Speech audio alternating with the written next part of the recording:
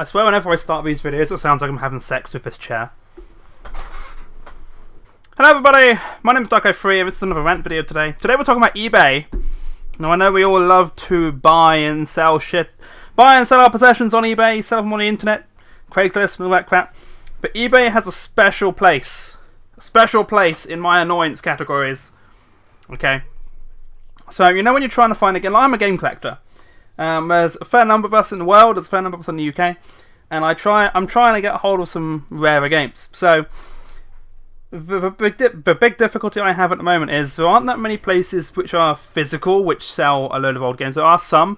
There's a couple of places. There's one here in Nottingham, which is pretty good when it comes to getting hold of all the games. But if you want a really good deal, generally you'll go on eBay because people either mislist them or I don't know. They put a really low buy it now on there for some reason. I don't know whether they don't know the actual value of the games or something. But there's something about eBay which seriously pisses me off, and it's not that if you're a seller you're basically fucked at every turn. That they've now taken 10% on your shipping as well as on your actual sale, so you actually have to spend more money to send it, which is ridiculous. No, it's none of those. It's what people list items as. Now, if you are upfront to me and like you say, oh, this is a copy of Tiny Tank, it's in the title itself, Tiny Tank incomplete disc only, I know exactly what I'm going in for. And you've got a picture of it in a generic case and you can see the disc, and they've shown you the top of the disc, the bottom of the disc, and you know that it's relatively good. The description will say something like tested working or untested not sure if working. So those sort of things I'm okay with. The annoying ones are those people who have no idea what the two words of complete or mint mean. If you put on your title Tiny Tank complete and you have a picture, now this is where it sets alarm bells ringing. When you have a stock picture, you don't have a picture you took yourself, it's a generic picture of the box, like just for cover art. So I don't see any pictures of the game, I see no pictures of the case, I don't know what the manual looks like, I have nothing. And then, so the description, the title reads complete Tiny Tank, and then you look at the description and it just says this could have stuff, it could not have stuff. Or the slightly more honest ones of has a complete title and then says something, oh, it's missing its case, but it has the front insert and the manual. That's not a complete copy then, is it? If you don't have all of the components, it's not complete. When you've got people who say mint, and you're like, oh, okay, or near mint. Because finding a mint game, like a PlayStation 1 game especially, is almost impossible. But if you say mint, I expect the case to have no markings, no scratches or anything. I expect it to have no cracks, nothing like that.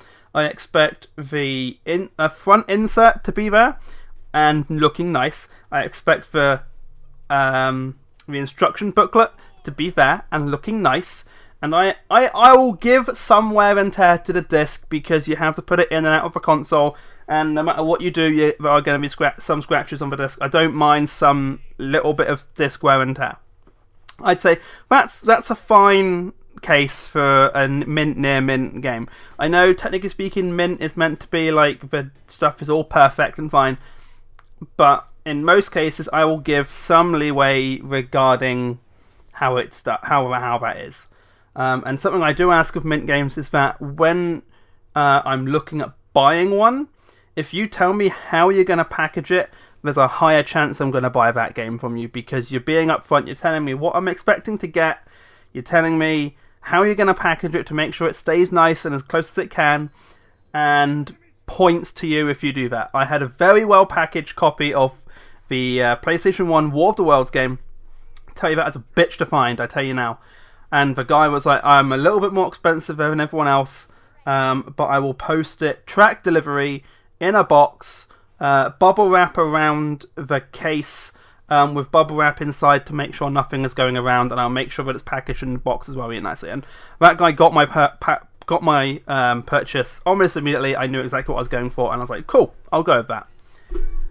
But the number of people that list mint and then show pictures of the actual product, and the description will be like, oh, there's a crack on the case. It's not mint. There's some damage to the manual. It's not mint. I know you're telling me, but the fact that you've listed it as mint and it's not mint, I don't trust you immediately. And like I said before, no matter what you put as your title or description, I have been burnt a couple times by this before, but no matter what you put in your title or description, if you are using a generic stock image and you've not taken the pictures yourself, I mentioned it earlier, if you've done that and you've just put a generic image, I don't trust you immediately. I immediately do not trust you because I have no idea. I have no idea. It doesn't matter what you've written. I have absolutely no idea of what the item looks like. I have no idea the quality of it.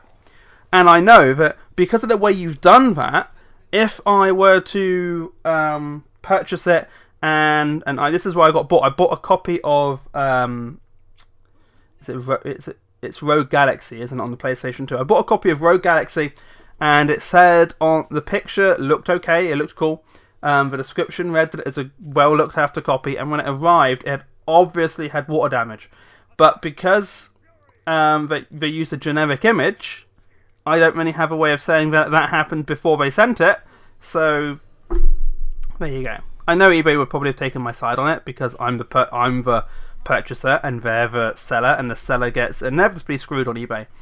But I didn't want to go through it, so it's a big hassle, and it was only a couple quid. So, but that's like the big annoyance with. I think there's a fair number of us game collectors out there who will look at it going, Jesus, that's not good. It's also pretty annoying when you find a person selling a still shrink wrapped copy of the game, like the original PlayStation thing with that rip thing around it still. And you're like, oh, that's really good. And then you realise that the game hasn't been looked after properly while it's been stored like that, and there's a crack inside of it, and it's like, well, it's a complete wrapped version of the game, but it's got a massive crack on it, and because of the massive crack, its value has just dropped through the floor, and you're still charging me the amount for it. Like, I'm looking for copies of Chocobo Racing at the moment at decent prices, and they are very difficult to find. But like the ones that are on there, they're very upfront. They'll say there are some which are very upfront, which will like, yeah, this is what it is. I'm asking for 80 quid because of this, and this is the issue.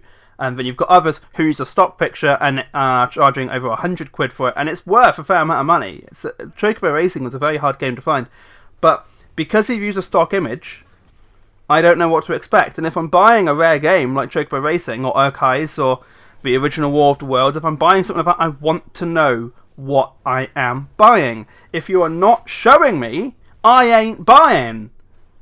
We've all been burnt at least once by eBay. We've all been burnt. Like, everyone who's purchased or sold has been burnt in one way, shape or form through that site. So, and if you're not going to be upfront, I'm not gonna throw my money your way. And that's the way it goes. It would be nice if there were more places where you could physically buy copies of the games, but because they're so old now, it's the annoying thing as well is when you purchase all these games years ago, and you never expect that you're going to be a collector, so you trade them in, and then you come years down the line and you really want to get copies of them. Man, I would love a copy of Tiny Tank. I need to find a copy of Tiny Tank. Tiny Tank was such a good game. I know I've been using them as an example, but when I think of PS1 games, Tiny Tank is one of the first things. But then there's one more thing regarding especially PlayStation 1 games.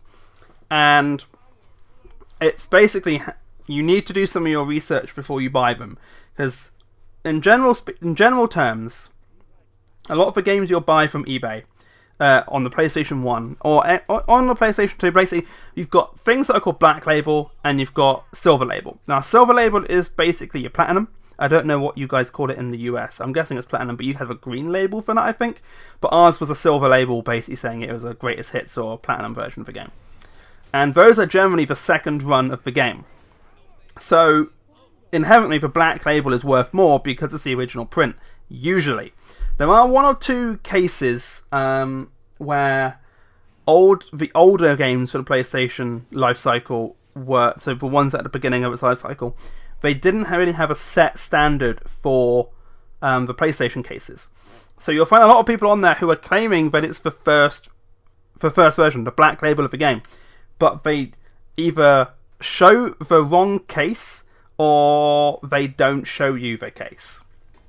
Now, I know this sounds weird, but in some cases, like the original Tomb Raider and the original Crash Bandicoot, now the original Crash Bandicoot only had one disc. However, this was before they had the original PlayStation cases with the PlayStation written on it, on that little sticky outy bit. It's a weird thing to explain. You'll know what I mean if you saw it.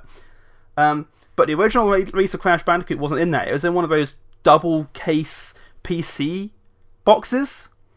And a lot of people are completely unaware that that was how it was released originally. So there's essentially 3 versions of Crash Bandicoot 1. You've got the original in the PC case, you've got the first reprint, which is a black label in a normal case, and then you've got the Platinum version with a silver case. The number of people who don't do the research and know that will say, oh, it's black label, I'll buy that. But if you know, you'll know you're looking for the one in the double case. And a lot of times you'll find that they'll say, complete in box, black label, and they won't tell you what that is. And that starts alarm bells ringing when you know. So it's frustrating trying to buy stuff on eBay. If people actually figured out, like, I know that sometimes people are just putting them because they know that it's not quite what people want, so they're trying to force a sale by being a little bit misleading, but in such a way that they're not going to get called out on it, essentially. But you know, if you're trying to sell older games, just be upfront. I'm more likely to buy from you if there's a little bit of damage and you're upfront about it, than if there's no damage but you don't show me the actual pictures. So bear that in mind, guys. I don't know, have any of you guys had any of these issues regarding eBay? It doesn't have to be just about games. Is there anything in particular that you guys have bought on eBay which you've been burned with? Tell me your stories, whether you're a seller, if you're a buyer, whether you work for eBay yourself. You never know, there may be people out there. But let me know, guys, what you think about this. What are your opinions? How have you been? But yeah, hopefully you enjoyed this video. If you are new to this channel, do please click the subscribe button to know when I have put a new video live. It's not just rant videos, I do have things coming up in the near future, so look out for those. But I do a rant video generally once a week if I can manage it. Also, please do click the like and share buttons. Leave a comment down below as well. Always nice to have more people tuning in. Also, the new algorithm does help out with people actually engaging with my content. So there you go. Please do the interaction thingies. I don't know.